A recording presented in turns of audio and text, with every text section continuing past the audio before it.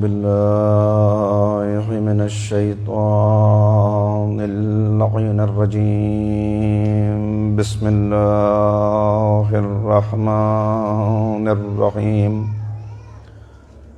الحمد لله رب العالمين وبه نستعين وهو المعين، والصلاة والسلام على سيد الأنبياء والمرسلين سيدنا ونبينا وشفيع ذنوبنا وطبيب قلوبنا أبي القاسم محمد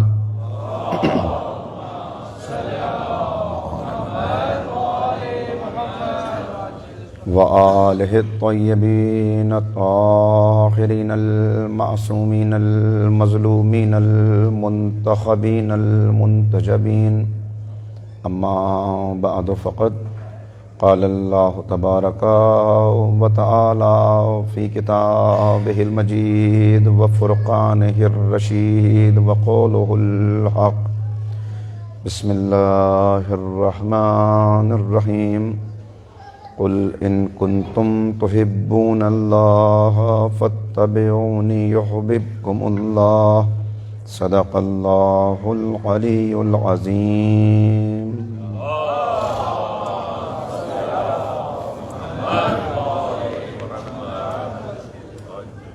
عزاداران امام مظلوم،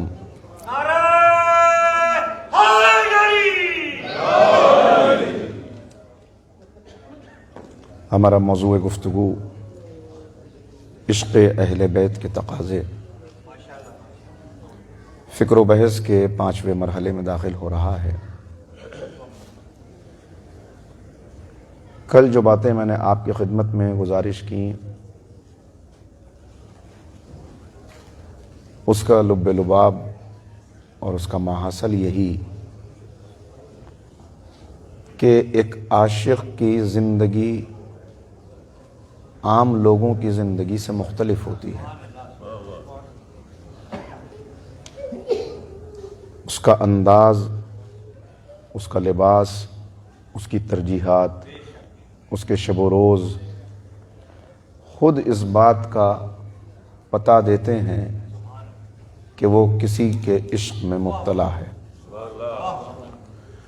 اور میں نے آپ کی خدمت میں عرض کیا کہ انسان کا معشوق جتنا بلند ہو، اس کا مطلوب جتنا بلند ہو، اس کا مقصود جتنا اعلیٰ ہو، اس کی شخصیت بھی اتنی ہی اعلیٰ ہوتی چلی جاتی ہے.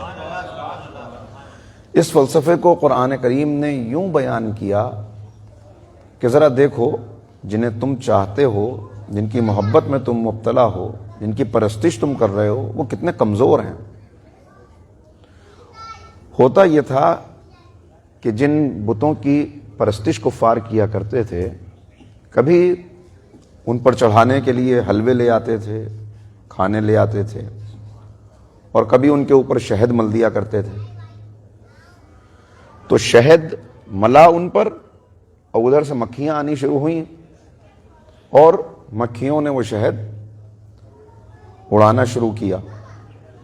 تو ان سے یہ کہا جا رہا ہے کہ ذرا دیکھو تو صحیح، ذرا غور تو کرو، جو اپنے شہد کی مکھی جیسی کمزور مخلوق سے حفاظت نہ کر سکیں، وہ تمہیں کیا فائدہ پہنچائیں گے.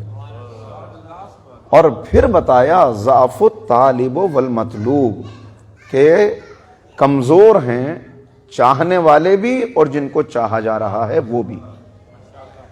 تو اگر عاشق بھی کمزور ہو اور اس کا مقصود بہت ہی پست ہو، تو پھر اس کی زندگی پستی ہی میں گزرتی ہے، انتہائی پستی میں. اسی لیے قرآن کریم نے بیان کیا کہ انسانوں میں کچھ ایسے ہیں کہ وہ بہت گرے ہوئے اور پست ہیں. کیوں ہیں؟ لہم قلوب لا یفقہون بہا ولہم اعین لا یبصرون بہا وَلَهُمْ آذَانٌ لَا يَسْمَعُونَ بِهَا، کہ دل رکھتے ہیں مگر تفقہ نہیں کرتے، غور و فکر نہیں کرتے. آنکھیں رکھتے ہیں مگر دیکھتے نہیں، کان رکھتے ہیں مگر سنتے نہیں. پھر اگر اس منزل پہ پہنچ جائیں تو پھر کیا ہیں؟ قرآن کہتا ہے اولئک کالانعام، یہ جانور ہیں، جانور۔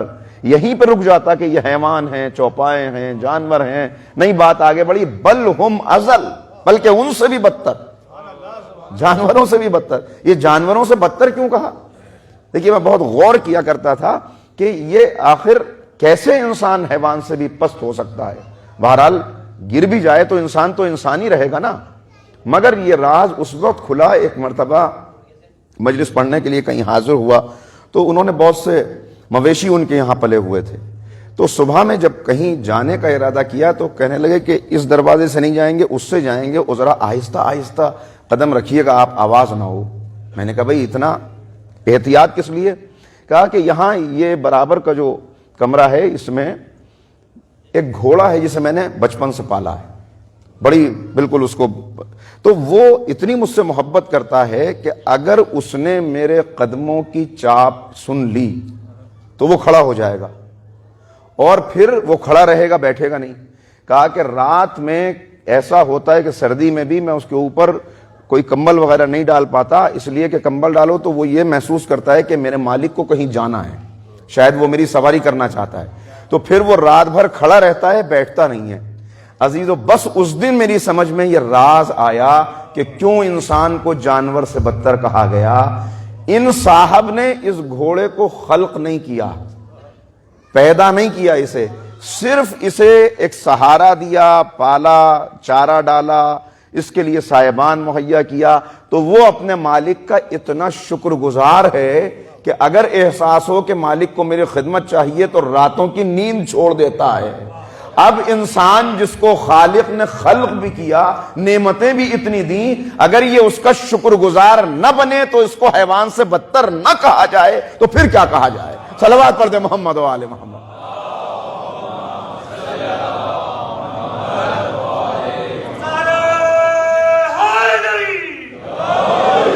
تو کہ اس کی قدر و قیمت بالکل اس کی اندر کی شخصیت پر ہے۔ دیکھیے آج کا المیہ کیا ہے، آج کا درد کیا ہے، آج معاشرہ کیوں پستی کی طرف جا رہا ہے، مسائل کیوں پیدا ہو رہے ہیں، انسان کیوں انسان سے ٹکرا رہا ہے، رشتے ختم ہو رہے ہیں، بکھر رہے ہیں رشتے، گھر ٹوٹ رہے ہیں، خاندان کے ادارے برباد ہو رہے ہیں، دوست دشمن ہوئے چلے جا رہے ہیں۔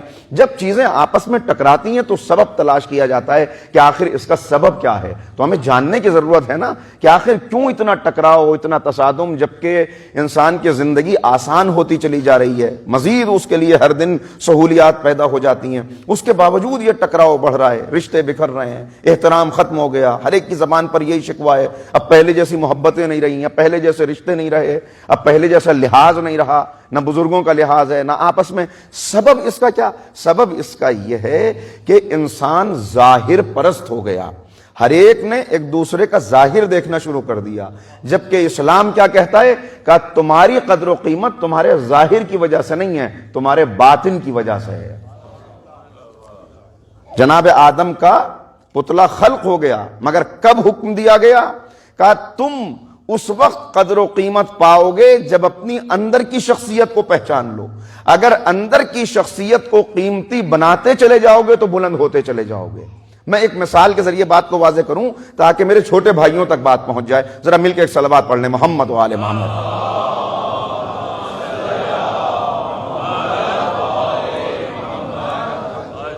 دیکھیے ایک بوتل آپ لینے کے لیے پہنچے، دکان پہ پہنچے کہ ایک بوتل کی ضرورت ہے، تو آپ نے ایک بوتل لی، کتنے کی ہے بھائی؟ مثال کے طور پہ اس نے کہا 10 روپے کی ہے، آپ نے لے لی، بوتل اچھی ہے، لے کے اسے چلے، کچھ دور چلے تھے، کیا آپ نے دیکھا کہ ایک دکان پہ ارے ویسی بالکل بوتل موجود ہے، دیکھا ارے اس کی قیمت 100 روپے، یہ 10 روپے کی، یہ 100 کی کیوں؟ اس لیے کہ اس کے اندر دودھ ہے، جب اس میں دودھ آ گیا تو اس کی قیمت بڑھ گئی۔ پھر اور آگے چلے، دیکھا 1000 روپے کی، اس کے اندر شہد موجود ہے، اور آگے بڑھے تو پتہ چلا کہ اور زیادہ اس کی قیمت ہے، اس لیے کہ اس کے اندر عطر موجود ہے۔ بوتل وہی ہے، مگر جیسے جیسے اندر کا، اس کے اندر کی چیز قیمتی ہوتی چلی گئی، اس کی قیمت بھی بڑھتی چلی گئی۔ یہی مسئلہ انسان کا بھی ہے کہ انسان سب دیکھیں تو وہی خاک کا پتلا ہے، اس کی قیمت ہے اس کی اندر کی شخصیت کی وجہ سے، اندر کی شخصیت۔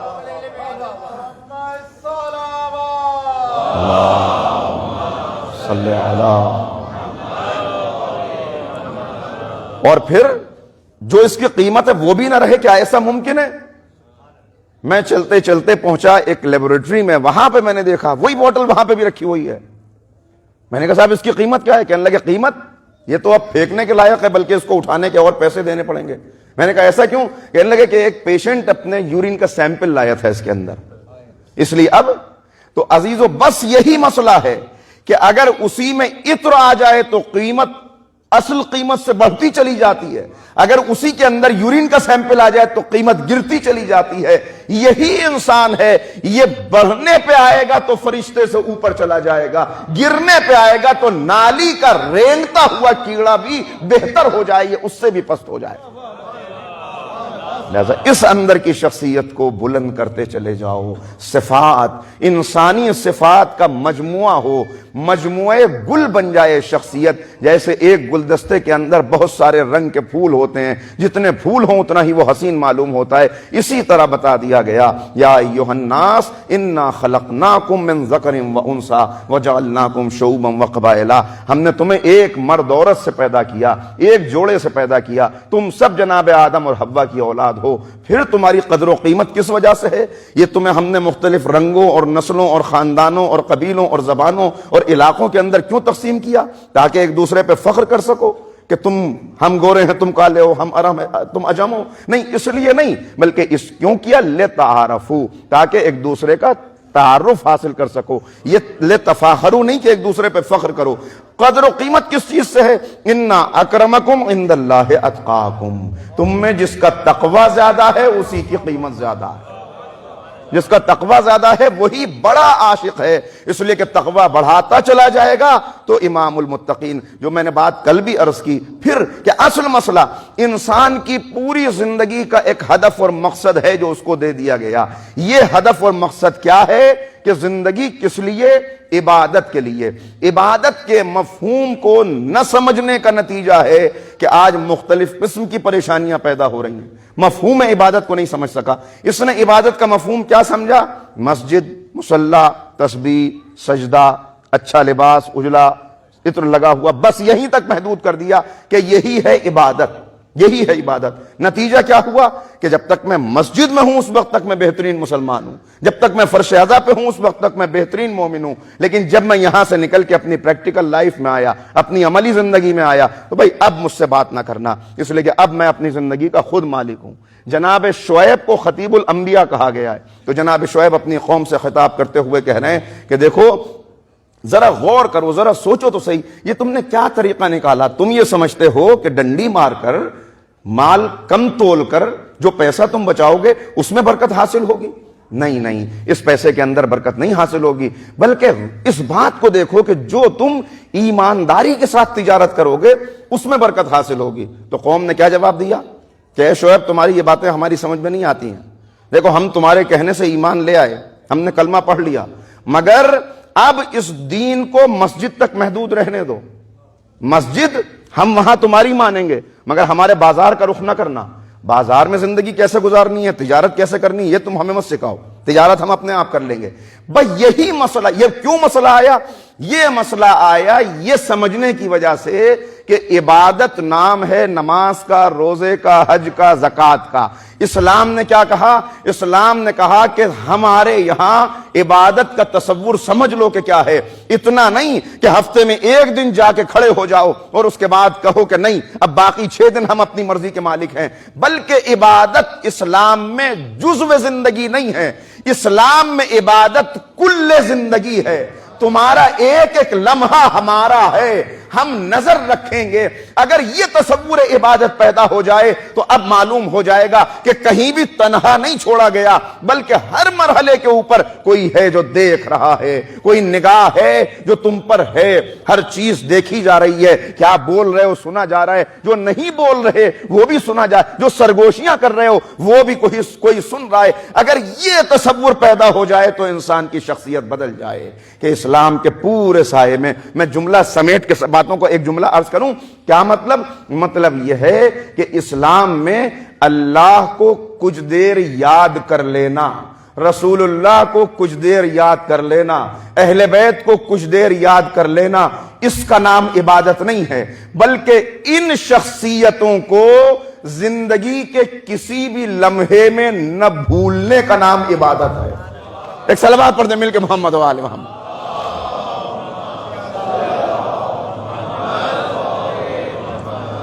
جب یہ تصور عبادت پیدا ہو جائے تب انسان کو معلوم ہوتا ہے نہیں، میری زندگی اوروں سے مختلف ہے، اس لیے کہ میں ایک عاشق ہوں، ایک ایسا عابد، ایک ایسا عاشق۔ اسی لیے عابد اور ہے، عاشق اور ہے۔ عابد ہونا، عابد اور عاشق میں فرق ہے۔ عابد کوئی بھی ہو سکتا ہے، مگر اگر عابد ہے اور عاشق نہیں ہے تو میں عرض کر چکا کہ مولا نے کیا فرمایا کہ پھر 6000 سال کا عابد، 6000 سال کا عابد تکبر کے اندر مبتلا ہو جاتا ہے، اور ایسے تکبر میں مبتلا ہوتا ہے۔ اور کون سے 6000 سال ہیں؟ دنیا کے سال نہیں، نورانی سال۔ کتنے سجدے ہیں، کتنی عبادتیں ہیں، مگر جب کہا جا رہا ہے کہ جھک جاؤ تو کہہ رہا ہے کہ واہ کیسے جھک جاؤں، یہ مٹی سے ہے، میں آگ سے ہوں، آگ افضل ہے۔ یعنی خود ہی اس نے سب کچھ طے کر لیا۔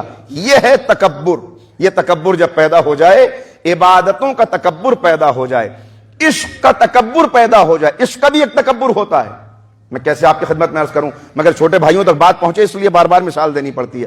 ہر شے کا ایک تکبر ہوتا ہے، وہ اگر تکبر پیدا ہو گیا تو سمجھیے کہ سمت غلط ہو گئی، اس لیے کہ جہاں عشق ہوگا وہاں تواضع ہوگی، جہاں علم ہوگا وہاں عز و انکساری ہوگی، وہاں انسان کہے گا نہیں۔ اور جب یہ دیکھ لے گا کہ جس کا میں بندہ اس کے یہ سب بندے، جس کی میں مخلوق اس کی سب مخلوقات، تو پھر اس کا انداز خود بدل جائے گا۔ تو اب کیا کہا، بتایا یہ کہ یہ سمجھ لو عبادت کس چیز کا نام، مولا کائنات حضرت علی ابن ابی طالب علیہ الصلوۃ والسلام۔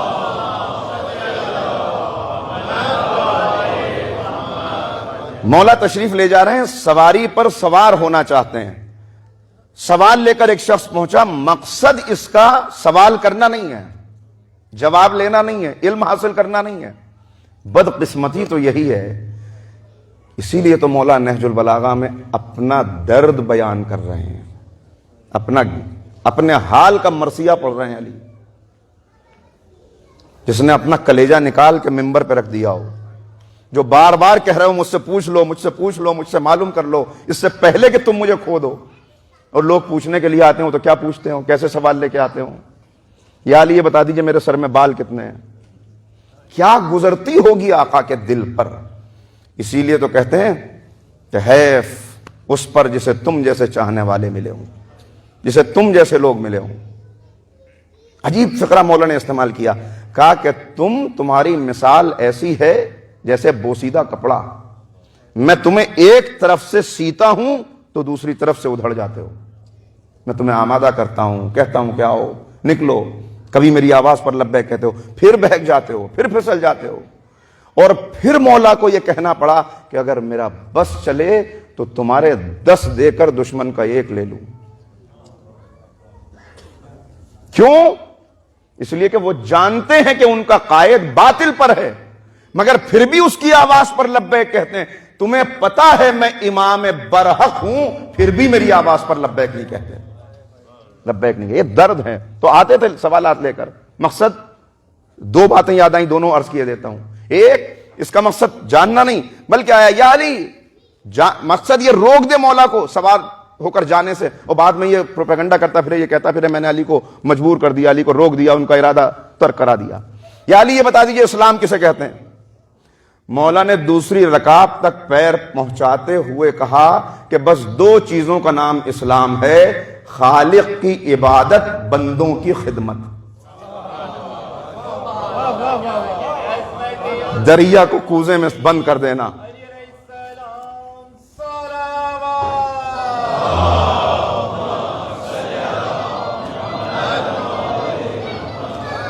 کتنا پست دور ہے، کیسے افراد ہیں، ان کی ذہنی سطح کہاں ہے، اس کا اندازہ ہو جائے، اس لیے عرض کر رہا ہوں۔ یا علی سوال لے کے آیا ہوں، کہو میں نے اپنے گھر کے آنگن میں ایک بیج بویا، کوپل پھوٹی، پودا بنا، درخت ہوا، پھل آنے لگے، کیا میں ان پھلوں کو کھا سکتا ہوں؟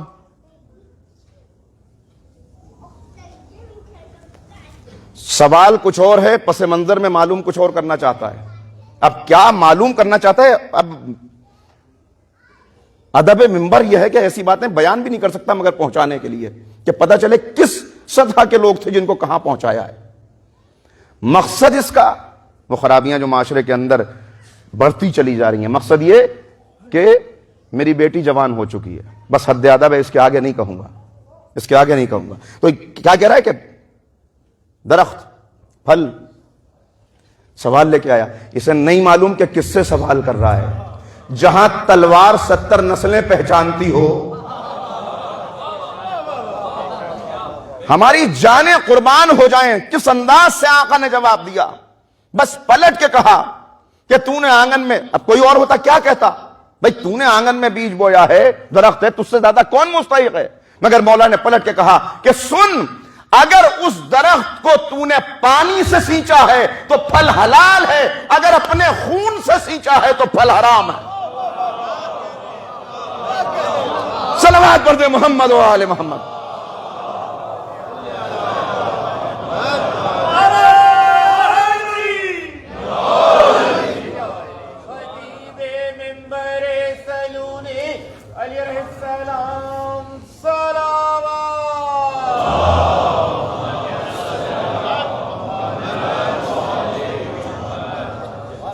لہذا عاشقان راہ خدا ہیں کہ جو اس راہ پر بڑھتے چلے جا رہے ہیں، مگر اس تصور کے ساتھ جو میں نے عرض کیا کہ پوری زندگی کو جب تک ان کے حوالے نہ کر دیا جائے، کل عرض کیا تھا کہ قطرہ دریا میں مل جائے تو بقا حاصل کر لیتا ہے۔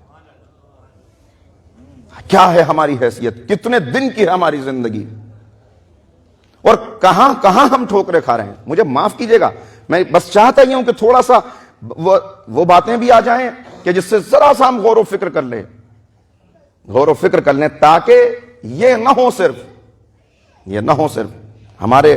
ہم ہیں کیا، ہماری حیثیت کیا ہے۔ کوئی انسان جو یہ دعویٰ کر سکے کہ میری نماز مجھے نجات دلا سکتی ہے؟ میری نماز بھی کوئی نماز ہے، ٹوٹی پھوٹی نماز، جو ذہن میں کبھی بات نہ آتی وہ نماز میں آئے گی، جو کبھی یاد نہ آتا وہ نماز میں آئے گا۔ میری نماز بھی کوئی نماز ہے، میرا روزہ بھی کوئی روزہ ہے، میرا حج بھی کوئی حج ہے، مگر میں کر رہا ہوں، آقا جیسی مجھ سے پڑھی جا رہی ہے ویسے میں پڑھ رہا ہوں تاکہ غداروں اور باغیوں میں شمار نہ ہو سکے۔ مگر اس نماز پہ بھروسہ نہیں ہے، پڑھ رہا ہوں، یہ پڑھ رہا ہوں، نماز سامنے ان کی ہے کہ جن کی نماز پر آیتیں اترتی ہیں۔ ان کی نماز کو، میں نے پہلی تقریر میں یہ جملہ کہا تھا، ہم سے یہ تقاضا نہیں ہے کہ تم علی بن جاؤ، یہ تقاضا نہیں کہ تم حسن بن جاؤ۔ یہ بالکل ایسا ایک مثال دوں، یہ بچہ سامنے بیٹھا ہوا ہے اور چھوٹے چھوٹے بچے ہیں آ رہے ہیں مجلس کے اندر، تو آپ ان سے کہیں کہ بھائی دیکھو 10 دن کے بعد میں ہم ایک کمپٹیشن رکھنے والے ہیں، دیکھیں گے اس میں سے کہ آپ میں کون، ڈرائنگ کا کمپٹیشن ہے، آپ کو مثال کے طور پر یہ علم مبارک ہے، آپ کو یہ ڈرا کرنا ہے، جو سب سے اچھا ڈرا کر کے لائے گا اس کو انعام دیا جائے گا۔ تمام بچوں کے اندر دلچسپی پیدا ہوئی کہ بھائی ہم بھی اس میں حصہ لیں، ہم بھی بنائیں ایسا۔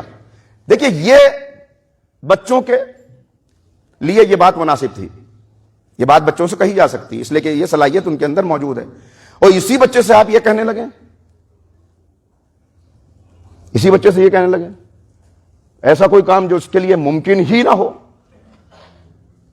وہ تم کو کرنا ہے، تمہیں ایک بہت بڑا پروجیکٹ تیار کرنا ہے، آئی ٹی کا پروجیکٹ، بھائی ابھی بچہ ہے، اس کی عقل کی بات۔ لیکن یہ ڈرائنگ اب سب نے کوشش کی، 10 دن ہے تمہارے پاس، اس 10 دن پریکٹس کرنا، 10 دن کے بعد میں پھر سب اسی ہال کے اندر جمع ہوں گے اور اس وقت ہم تم کو انعام دیں گے۔ پہلی مرتبہ بنایا تو آڑا ترچھا بنا،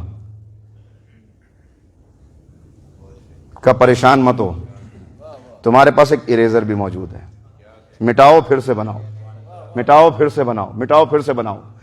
10 دن تک بچہ پریکٹس کرتا رہا، 10 دن کے بعد آیا، اب دیکھا بالکل ایسا تو نہیں بن سکا، لیکن جو اس سے جتنا قریب بنا لے گا وہ اتنا ہی کامیاب ہو جائے گا۔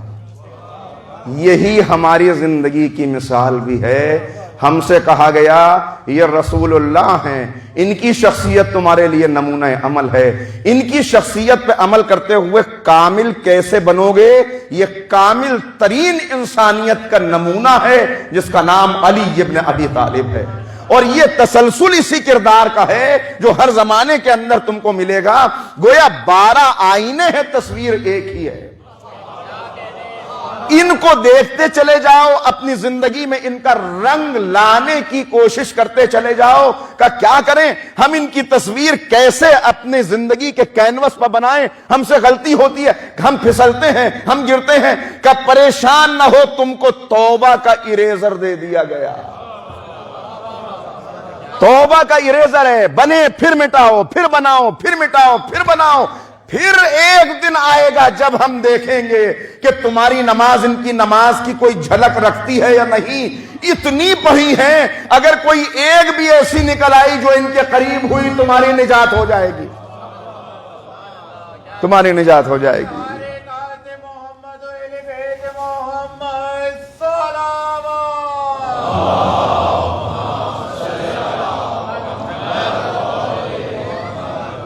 اسی لیے ہم سوچتے ہیں، تصور کبھی کبھی آتا ہے میزان لگا ہوا ہوگا۔ کیسا میزان ہوگا؟ گٹھڑی رکھے ہوئے میں پہنچوں گا، اس میں وزن ہوگا؟ نہیں، بلکہ اصل میزان کیا ہے؟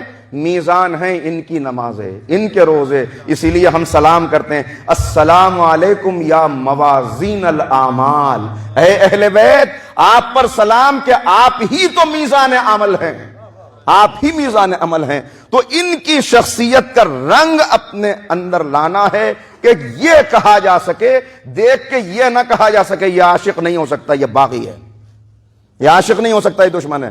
یہ کہے کہ ہاں ہے تو عاشق۔ اب ظاہر ہے کہ سفر طویل ہے، تو کوئی 10 قدم کا سفر طے کر گیا، اس کا کچھ اور درجہ ہے، کوئی ابھی پیچھے رہ گیا، کوئی اس سفر میں اتنا آگے بڑھا، اتنا آگے بڑھا کہ اہل بیت تو نہ تھا مگر کہہ دیا گیا منا اہل البیت۔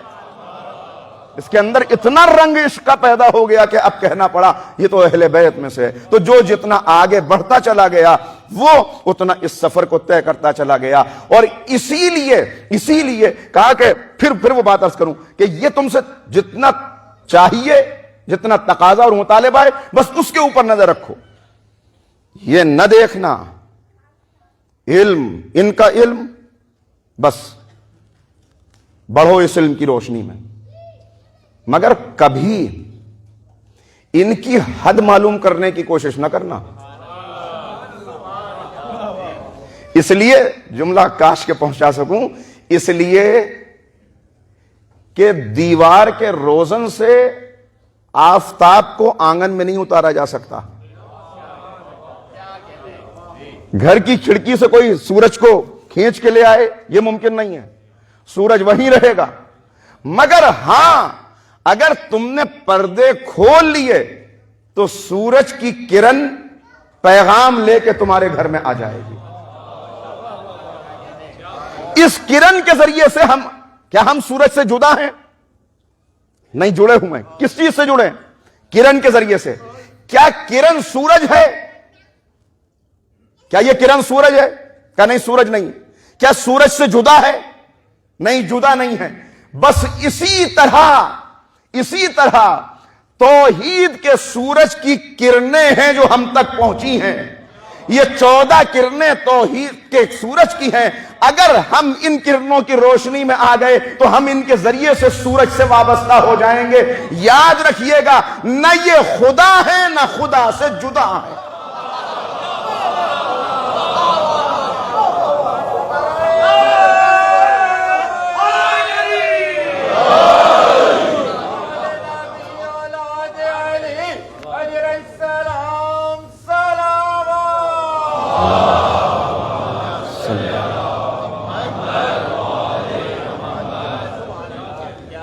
نہ یہ خدا ہیں نہ خدا سے جدا ہیں، یہ توحید کے آفتاب کی کرنیں ہیں۔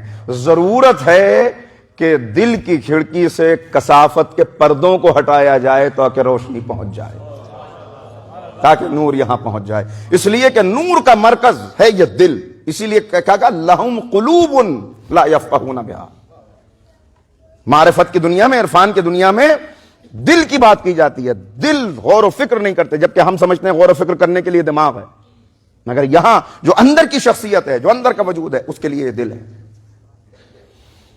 پھر یہ جسم کیوں ہے؟ بہت توجہ چاہتا ہوں کہ ایک پیغام ذرا سا اس راز کو ہم سمجھ لیں۔ یہ فرق انسان میں دوسری مخلوقات میں، وہ ذی روح نہیں ہے، وہ ذی روح نہیں ہے، ہم ذی روح ہیں۔ اسی لیے آپ نے سنا، کبھی آپ نے سنا کہ کسی حیوان کو روح ور کہا گیا ہو؟ روح ور نہیں کہا جاتا، جانور کہا جاتا ہے۔ بہت توجہ، جانور ان میں جان ہے، روح نہیں ہے۔ ہم میں روح ہے۔ موت جان کے لیے ہے، نفس کے لیے ہے، روح کے لیے موت نہیں ہے، روح کا انتقال ہے۔ اسی لیے کہا گیا، یہ پوچھتے ہیں روح، قل الروح من امر ربی، یہ تو رب کا امر ہے، اسے تو واپس پلٹ کے جانا ہے، یہ امانت ہے۔ پھر رکاوٹ کیا ہے اس راہ عشق میں؟ رکاوٹ ہیں زنجیریں، خواہشات۔ مولا فرما رہے، میں نہیں کہہ رہا، دیکھو تمہاری دو باتوں کی وجہ سے میں ڈرتا ہوں کہ تم ناکام نہ ہو جاؤ۔ اتباع الہوا و طول العمل، ہوائے نفس کے بندے نہ بن جاؤ اور تمہاری خواہشات طولانی نہ ہوتی چلی جائیں، انلمیٹڈ ڈیزائرز، یہ مل گیا تو یہ بھی مل جائے، وہ مل گیا تو وہ بھی مل جائے، وہ مل گیا تو وہ بھی مل جائے۔ آپ دیکھیں ہم خواہشات ہی کے پیچھے دوڑتے ہیں، خواہشات کے پیچھے دوڑتے ہیں۔ کتنا بھی انسان دنیا کو حاصل کر لے، لیکن اگر غور کرے کہ دنیا کو برتتا کتنا ہے، کتنا، ہزاروں لباس کسی نے سلوا لیے، کتنے لباس یوں ہی ٹنگے رہ جاتے ہیں، ان کو پہننے کی نوبت بھی نہیں آتی۔ ہزاروں غذائیں جمع کر لے، لیکن حاصل کرتے ہوئے پوری جوانی لگا دے گا، جب لذت لینے کا موقع آئے گا تو اس لائق نہیں رہے گا کہ لذت کام و دہن، ایک مزدور اس سے اچھی غذا کھا لے گا۔ یہ ساری غذائیں جو دسترخوان پہ جمع کی، اب ڈاکٹر کراس کر دے گا، نہیں یہ نہیں، یہ نہیں، یہ نہیں، یہ نہیں، یہ نہیں۔ اسی لیے تو کہا گیا الدنیا مزرعۃ الآخرہ، یہ دنیا تو آخرت کی کھیتی ہے۔ انسان زمین کو نرم کرتا ہے، بیج بوتا ہے، پانی ڈالتا ہے، پھر اس سے فصل پیدا ہوتی ہے۔ کانٹے بوئے گا تو کانٹے پیدا ہوں گے، پھول بوئے گا تو پھول پیدا ہوں گے۔ دنیا کھیتی ہے، آخرت میں اس کا نتیجہ اور بدلہ تم کو ملنا ہے۔ لہذا دنیا کو ویسے گزار لو جیسے، تو اصل چیز کیا کہا؟ ہوائے نفس اور ڈیزائرز انسان کی جو بڑھتی چلی جاتی ہیں، بڑھتی چلی جاتی ہیں۔ ضعیف ہو گیا، بہت کمزور، طاقت نہیں ہے بدن میں، بھائی اب چلیں، لیٹر لکھ دیجئے ملک الموت کو کہ بھائی آؤ اب ہمیں لے جاؤ۔ کہا نہیں ابھی کیسے، ابھی تو بیٹے کے سر پہ صحرا نہیں دیکھا۔ صحرا دیکھ لیا بیٹے کے سر پہ، کہا ابھی پوتوں کو گود میں نہیں کھلایا۔ وہ بھی، یعنی میں عرض یہ کر رہا ہوں کہ انسان کی سب ہمارا مزاج، ہماری فطرت، ہماری نفسیات یہی ہے کہ انسان کی کوئی، وہیں پہ کہا جا رہا ہے کہ ان خواہشات کو، وہ جناب ذوالقرنین کا دربار لگا ہوا تھا، کوئی آنے والا آیا، سب درباری موجود ہیں، ایک سبق ہے، بار بار کچھ سبق یاد دلائے جاتے ہیں۔ لہذا کوئی پتھر لے کے آیا، پتھر تھا، کوئی دھات تھی، دیکھنے میں سمجھ میں نہیں آتا تھا۔ کہا کہ اے ذوالقرنین اتنی بڑی آپ کی حکومت ہے، اگر اس کا وزن کر لیں تو ہم جانیں۔ اچھا لگاؤ میزان، ترازو لگایا گیا، ایک پلے کے اندر وہ پتھر رکھ دیا،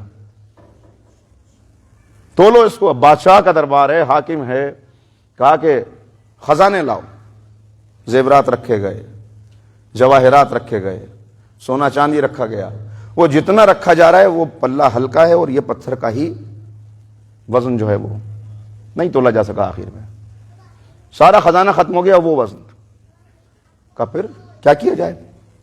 تو اس آنے والے نے کہا کہ اس کا وزن میں کرتا ہوں, سب ہٹا دو. سب ہٹایا. اس نے اپنی جیب سے ایک مٹھی خاک نکالی, جیسے ہی وہ خاک اس پلے میں ڈالی وزن برابر ہو گیا. جناب ذوالقرنین نے کہا تم کون ہو؟ کہا اللہ کا بھیجا ہوا فرشتہ. کیا پیغام لائے ہو؟ کہا اس پتھر کا نام انسان کی حرص و ہوس ہے. یہ انسان کی حرص و ہوس ہے, یہ کبھی اس کے برابر کچھ کا بس ایک طرح سے اس کا وزن ہو سکتا ہے, یا اس حرص و ہوس پر خاک ڈال دے یا خود انسان پر خاک ڈال دی جائے, اس سے پہلے وزن نہیں ہوتا. تو مولا یہی بات کہہ رہے ہیں کہ تمہاری حرص و ہوس, تمہاری ڈیزائرز یہ بڑھتی چلے. اچھا مولا, تو اب ہم آپ ہی کی بارگاہ میں پہنچتے ہیں.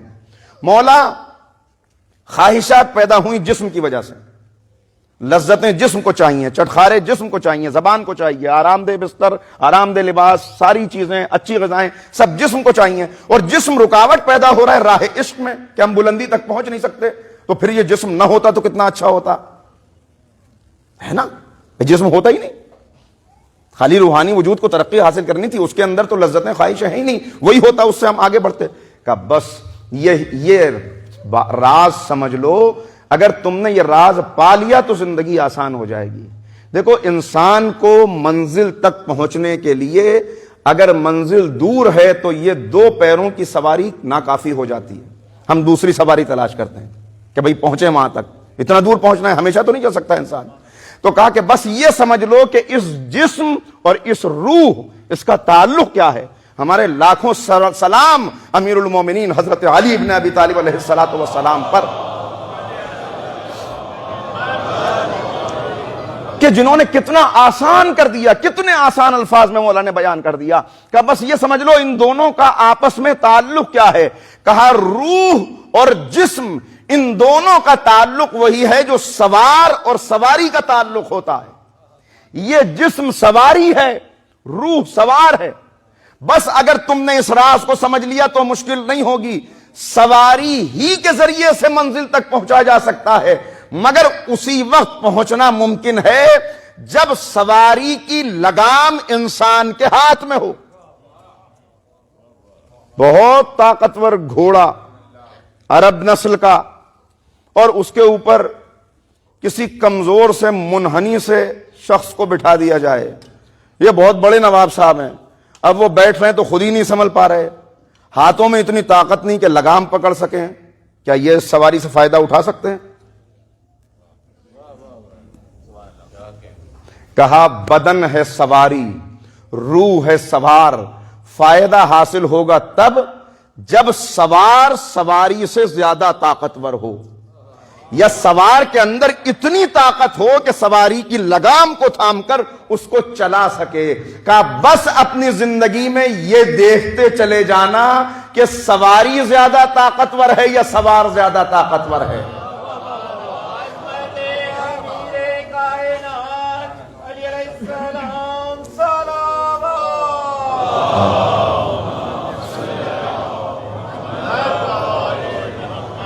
اگر سوار کو سواری کے رحم و کرم پہ چھوڑ دیا جائے تو جہاں چاہے گا لے جائے گا. تو بس اتنا, اس سوار فائدہ کب ہوگا؟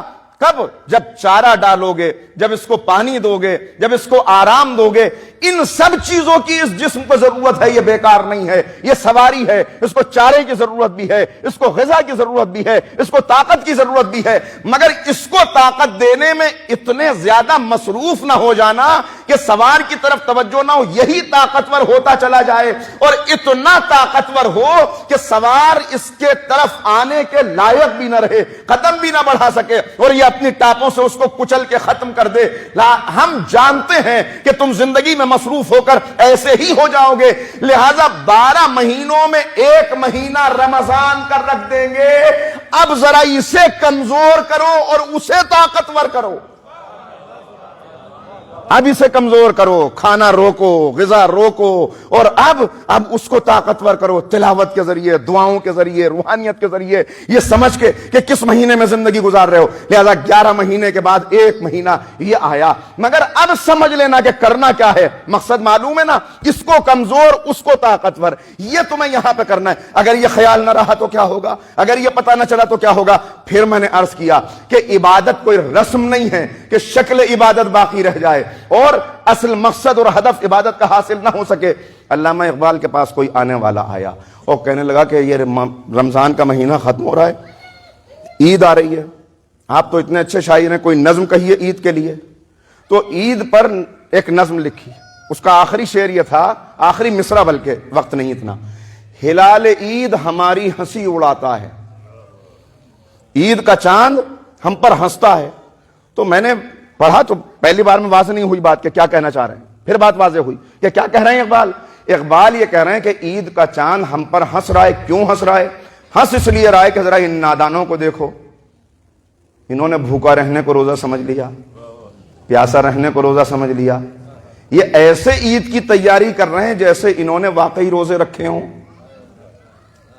ہاں بھوکے تو رہے ہیں، پیاسے تو رہے ہیں، مگر تیاری عید کی ایسی کر رہے ہیں، بستر کی چادریں بدلی جا رہی ہیں، بازاروں میں رونقیں، سوئیاں بن رہی ہیں، نئے لباس سن رہے ہیں، بچوں کی تیاریاں ہو رہی ہیں، عید عید عید کی تیاری کا، مگر یہ نادان سمجھے ہی نہیں۔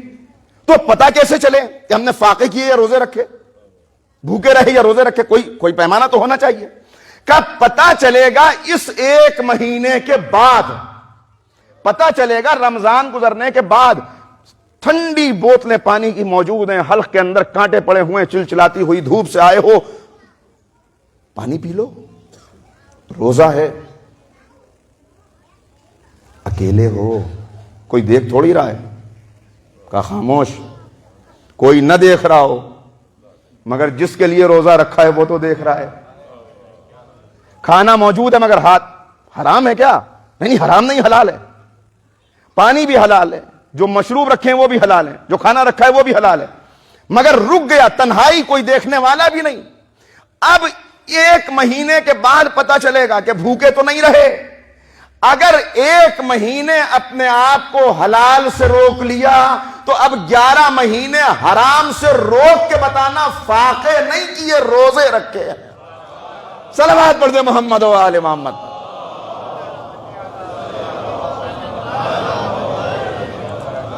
تو راہ عشق کا سفر ہے، بڑھتے چلے جانا ہے، جسم سواری ہے، اندر کی شخصیت سوار ہے، منزل دور ہے، اور اس اندر کی شخصیت کو طاقتور، بار بار اس کو طاقت پہنچانے کی ضرورت ہے، کیونکہ ہر طرف سے حملے ہیں، ہر طرف سے حملے ہیں۔ انسان بھولنے والا ہے، بار بار بھول جاتا ہے، اپنے محسن کو بھول جاتا ہے، کبھی والدین یاد نہیں رہتے، کبھی استاد یاد نہیں رہتا، کبھی دوسرے محسن، یہ بھول کے بھول میں زندگی گزارنے والا، بار بار یاد دلانا، بار بار اس بات کو یاد دلانا۔ اور خدا کا شکر ہے، خدا کا شکر ہے، لاکھ شکر کہ آج تمام روحانی ادارے ویران پڑے ہوئے ہیں۔ دنیا کے لوگوں کو شکوہ ہے کہ ہمارے مراکز میں لوگ نہیں آتے نہیں لوگ، مگر خدا کا شکر ہے کہ ایک بی بی نے جو نظام قائم کیا تھا، ہم اس نظام سے وابستہ ہیں، موجود ہیں۔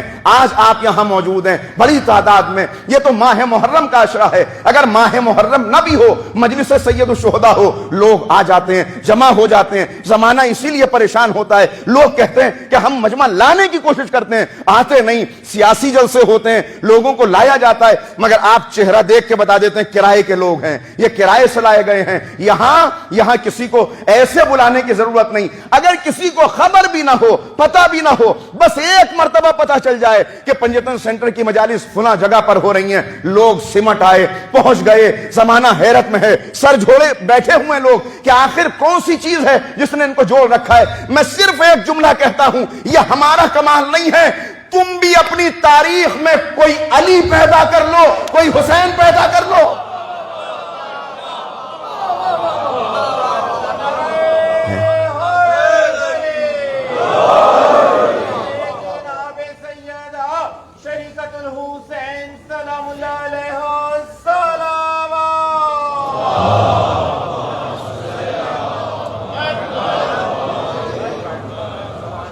تم بھی اپنی تاریخ میں کوئی حسین پیدا کر لو، تمہیں بھی ایسے مجمع مل جائیں گے، تمہیں بھی ایسی پاکیزہ سماعتیں مل جائیں گی، مگر دم توڑتی رہے تاریخ، کوششیں کرتے رہیں لوگ، اب زمانے میں کوئی حسین نہ ہوگا۔ کہاں سے حسین پیدا کرو گے؟ اس لیے کہ اب نہ کسی کی ماں فاطمہ زہرا ہوگی، نہ کسی کا باپ علی مرتضیٰ۔ حسین تو اب نہ ہوگا۔ ہاں، حسین کا ایک حسین بیٹا موجود ہے، اسی لیے تو زمانہ پریشان ہے، اسی لیے لوگ حیرت میں ہیں، زمانہ پریشان ہے کہ یہ ذکر کیسا ہے جو 1400 سال سے زندہ ہے۔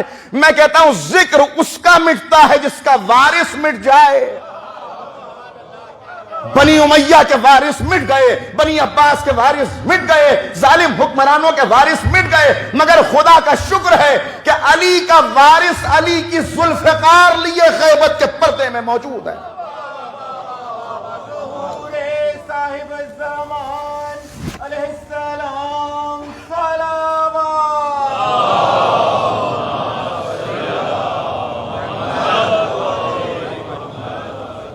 ان ہستیوں کے کردار کی کشش ہے، یہ ان کے کردار کی کشش ہے کہ ہم ان سے وابستہ ہیں۔ مگر میں نے عرض کیا اب کوئی حسین تو نہ ہوگا، لیکن ایک آواز سماعتوں پہ دستک دے گی۔ ذرا کان لگائیے، ذرا کان لگائیے گا، ایک آواز آ رہی ہے، حل من ناصر ینصرنا، حل من مغیث یغیثنا، حل من معین یعیننا۔ ہے کوئی مدد کرنے والا؟ ہے کوئی ناصر؟ حسین تو نہ ہوگا مگر ناصران حسین ہوں گے۔ اللہ رب العزت ہم سب کو ناصران امام حسین میں شمار فرمائے۔ اس دعا کی قبولیت کے لیے ایک صلوات پڑھیں۔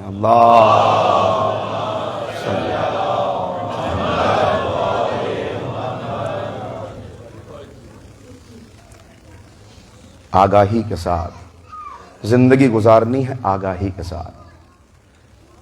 میرے لیے بہت آسان تھا کہ میں آپ کے جذبات کو بہت بلندی پر لے جا کر، اور جسے عام زبان میں کہا جاتا ہے کہ مجلس بہت کامیاب ہو گئی، میں کر لیتا، مگر شہزادی نے مجھے یہاں تک پہنچایا ہے۔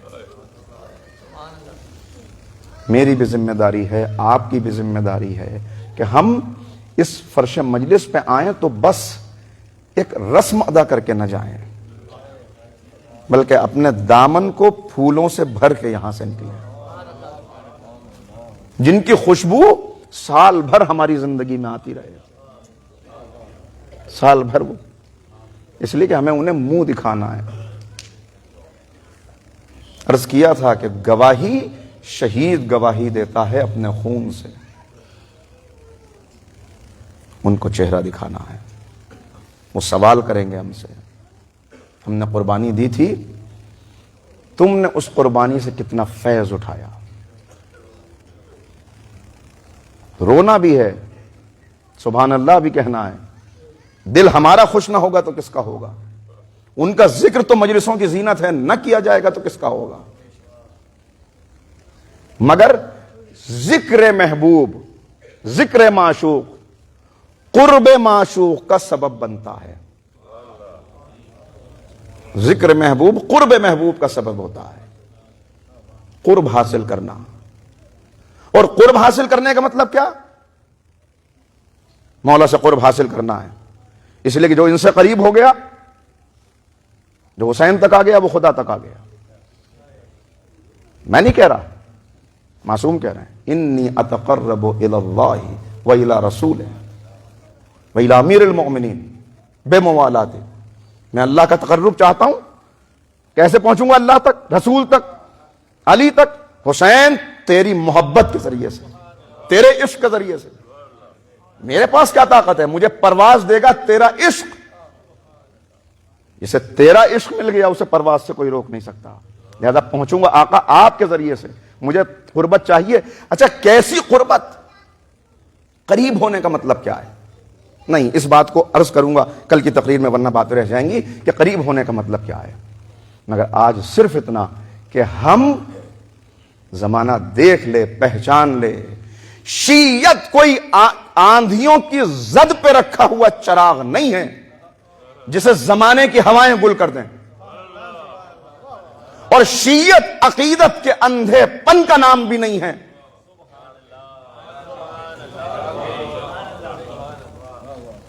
شیعت صرف گریہ وزاری نہیں ہے. صرف گریہ وزاری نہیں، شیعت حرکت و بیداری کا نام ہے. پوری تاریخ اٹھا کے دیکھ جائیے، حرکت و بیداری کا نام ہے شیعت. ہم لبیک کہنے والی قوم ہیں، الحمدللہ لبیک کہنے والی قوم. سلام ہے ہمارے ان بزرگوں پر جنہوں نے کبھی حالات سے سمجھوتا نہیں کیا، جنہوں نے کبھی زمانے کے دباؤ کے آگے اپنے آپ کو جھکنے نہیں دیا. ٹھوکرے مارتے ہوئے تخت و تاج کو، ٹھکراتے ہوئے خزانوں کو. خون سے گارے بنائے گئے، زبانیں کاٹی گئیں، سولیاں سجائی گئیں، اذیتیں دی گئیں. طرح طرح کیسے کیسے حاکم تھے جو کہتے ہیں کہ یہ میرا تخت ہے تو اس کے سامنے والا جو یہ پلر ہے، یہ ستون، لاؤ کسی عاشق اہل بیت کو اور اسے قتل کر کے اسے اس ستون کے اندر چن دو تاکہ ہمیشہ مجھے ٹھنڈک کا احساس ہوتا رہے کہ اولاد رسول میں سے یا عاشقان رسول میں سے کوئی ہے جس کی قبر میری آنکھوں کے سامنے بنی ہوئی ہے. ان حالات سے گزری ہے شیعت. اس زمانے سے گزرتے ہوئے ہم یہاں تک پہنچ گئے، یہاں تک پہنچ گئے. مگر اب کہیں ایسا نہ ہو. بڑا اچھی، مجھے پتہ نہیں کس کا شعر ہے لیکن بہت اچھا پیغام دیا ہے. گزرے تھے حسین ابن علی رات ادھر سے، گزرے تھے حسین ابن علی رات ادھر سے، ہم میں سے مگر کوئی بھی نکلا نہیں گھر سے. وقت کا حسین تنہا نہ رہ جائے، وقت کا حسین تنہا نہ رہ جائے. یہ الاجل زبانوں تک نہ ہو، الاجل زبان سے نہ نکلے. ایسا الاجل ہو، ایسے عاشق بن جائیں، کاش کہ بن جائیں، ایسے عاشق بن جائیں کہ ہم الاجل نہ کہیں، وہ الاجل کہیں. حبیب الاجل، الاجل، الاجل. حبیب آنے میں دیر نہ کرنا. یہ ہے عاشق، یہ ہے عاشق. حبیب دیر نہ کرنا آنے میں. فاطمہ کا لال نرغے آدھا میں گرا ہوا ہے. حبیب، محبوب حسین جیسا ہو، عاشق حبیب جیسا ہو. محبوب حسین جیسا، عاشق حبیب جیسا. اور پھر کاروان عشق بڑھے، پھر کاروان موت کی حد سے حیات جاویدانی کی طرف. زیادہ پیما ہے ازل سے کاروان اہل عشق. مرحلے اس راہ کے ایثار و تسلیم و رضا. منزلیں مکہ، مدینہ، کربلا، کوفہ، دمشق. مکے سے چلا ہے اہل عشق کا کارواں. اس کی پہلی منزل مدینہ ہے، اس کی اگلی منزل کربلا ہے. وطن کا چھوڑنا آسان ہوتا ہے؟ پھر اللہ کے گھر میں پناہ نہ ملے. ذرا تصور کیجئے گا، کسے جو روح کعبہ ہو.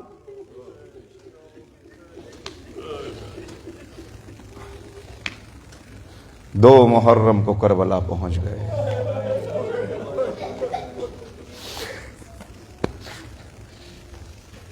جملہ زبان پہ آ رہا ہے مگر کیسے کہوں؟ 2 محرم کو کربلا پہنچے، فاطمہ کے لال نے ایک بستی بسائی، مگر یہ بستی 8 دنوں کے لیے بسی۔ یہ بستی بس 8 دنوں کے لیے بسی۔ قافلوں پہ قافلے آنے شروع ہوئے، رسالوں پہ رسالے آ رہے ہیں۔ جب ہرملہ مرعون کا رسالہ آیا تو جانتے ہیں ظالم کیا کہتا ہے اپنی 5000 کی فوج سے؟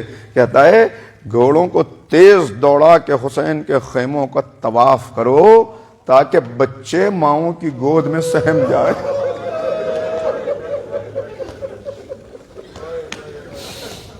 اب جو زمین کربلا پہ گھوڑوں کی ٹاپیں پڑی، زمین لرزنے لگی۔ زینب نے فضہ سے پوچھا اب کون آیا؟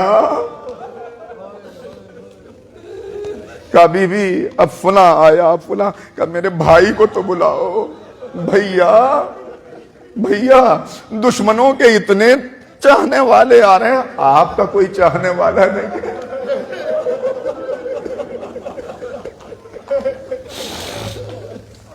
تڑپ کے زینب کہہ رہی ہیں ہائے میرے ایک بھائی کو قتل کرنے کے لیے اتنے فوجی۔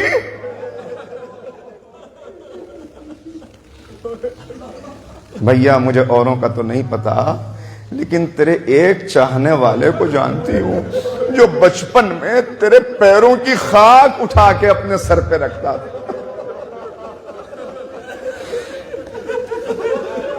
بھیا حبیب کو بلاؤ۔ ذرا طاقت سمجھیے گا، ایمان اور عشق کی طاقت، عشق کی طاقت سمجھیے۔ کتنے ہزاروں کے قافلے آ رہے ہیں، اتنے ہزاروں کے قافلے پر بھائی بہن کس کا ذکر کر رہے ہیں؟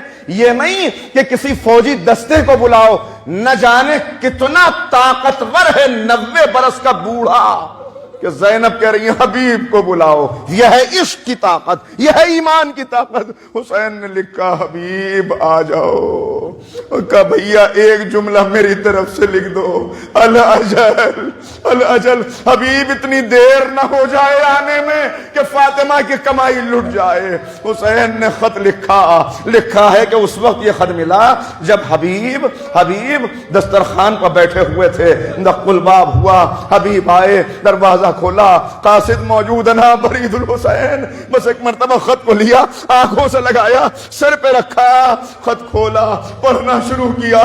حبیب فاطمہ کا لال نرغے آدھا میں گر گیا ہے، حبیب آ جاؤ۔ اور پھر ایک جملہ تھا حبیب میں اکیلا نہیں ہوں، علی کی بیٹیاں بھی ہیں۔ حبیب آئے، زوجہ نے پوچھا، مومنہ نے، کس کا خط ہے؟ کون تھا؟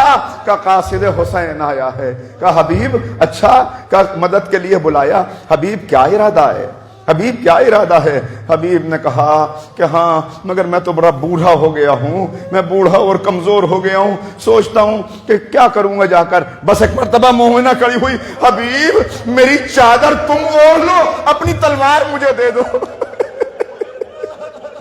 کیا مطمئن ہوا ہوگا حبیب کا دل۔ اللہ اے معبود ہمارے ہر گھر میں ایسے ہی کردار پیدا کر دے، ہمارے جذبوں کو حبیب کا جذبہ بنا دے، اور ہمارے گھر کی عورتوں کا جذبہ زوجہ حبیب کا جذبہ ہو جائے۔ کہا حبیب، کہا کہ اے مومنہ اللہ تجھے جزائے خیر دے، میں اور نہ جاؤں، حسین بلائے اور میں نہ جاؤں؟ ارے یہ کیسے ہو سکتا ہے، میں تو تیرا امتحان لے رہا تھا۔ غلام سے کہا جا سواری لے کے باہر چلا جا۔ غلام سواری لے کے باہر آیا، حبیب سب سے چھپتے ہوئے پہنچے۔ جب پہنچے تو کیا دیکھا کہ غلام گھوڑے کے کان میں کہہ رہا تھا پریشان نہ ہو، اگر میرا آقا نہ آیا تو میں تجھ پہ سوار ہو کے جاؤں گا۔ حبیب کی آنکھوں سے آنسو بہنے لگے۔ کہا جا میں نے تجھے آزاد کیا. غلام نے قدموں کو پکڑ لیا. آقا جنت جا رہے ہیں اور مجھے چھوڑنا چاہتے ہیں, میں بھی ساتھ چلوں گا. حبیب چلے, حبیب چلے.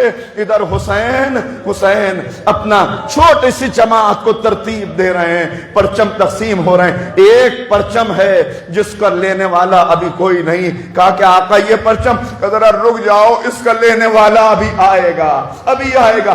گرد اڑنی شروع ہوئی. اب جو گرد چھٹی, دیکھا بوڑھا حبیب جس نے اپنی پلکوں کو, اپنی بھووں کو اوپر اٹھا کے رومال سے باندھا ہوا ہے, کمر پہ کپڑا کسا, آیا, آ کے سلام کیا. نعرہ تکبیر بلند ہوا, تکبیر کی آواز خیموں میں گئی.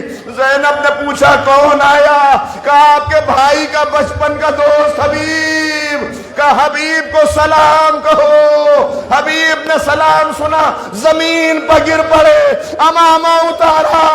ہائے غلاموں کو آقا زادیاں سلام کہلائے. میں کہوں گا حبیب تجھے سلام کی, زینب کے سلام کی قیمت پتا ہے, مگر اے حبیب 11 محرم کو نہ آ جانا. آخری فقرے سننا آزادارو. کیا تھے حبیب, کیا تھے حبیب. رجل فقیہ جسے حسین کہہ دیں, جسے بلائیں, کیا عالم ہے. بس ایک مرتبہ وہ وقت آیا, میدان کارزار گرم ہوا. کہا حبیب ان سے جا کے اتنا کہہ دو کہ نماز کے لیے جنگ کو روک دیں, ہم نماز پڑھ لیں. حبیب گئے, جا کے کہا فرزند رسول چاہتے ہیں کہ جنگ روکو تاکہ نماز ہو سکے. ایک ظالم نے فقرہ کہا نعوذ باللہ کیسے کہوں. کہا حسین کی نماز قبول ہی کب ہے. بھائی اتنا سننا تھا. ایک مرتبہ حبیب نے اپنے ساتھیوں سے کہا تم واپس جاؤ, اب میرے لیے واپس جانا ممکن نہیں ہے. تلوار کو نکالا, رجل فقیہ تھا, اس نے فیصلہ کر لیا اب میری نماز حسین کے پیچھے نہیں ہوگی, رسول خدا کے پیچھے ہوگی. جنگ ہوئی. کیسی جنگ, مگر اس سے پہلے کا ایک واقعہ آپ کی خدمت میں عرض کروں. جنگ کرتے کرتے ایک موقع وہ آیا کہ کچھ فوجیں خیموں کی طرف آ گئیں, خیموں کی طرف آئیں. گھبرا کے کچھ کنیزیں خیموں سے باہر نکل آئیں. بس حبیب نے جب یہ منظر دیکھا, تڑپ کے اپنے ساتھیوں سے کہا یہ کیا غضب ہو گیا, ہماری زندگی میں کنیزیں باہر آ گئیں. بس دوڑ کے آئے, ان کنیزوں کو اندر جانے کو کہا کہ خبردار جب تک ہم زندہ ہیں خیموں سے باہر نہ آنا. اے حبیب تجھے کنیزوں کا باہر آنا برداشت نہ تھا. شام غریبہ, جلتے ہوئے خیمے, لٹتی ہوئی چادریں, ایک ننھی سی بچی, بیبیاں بے مقنع و چادر. اے حبیب آئے شام غریبہ.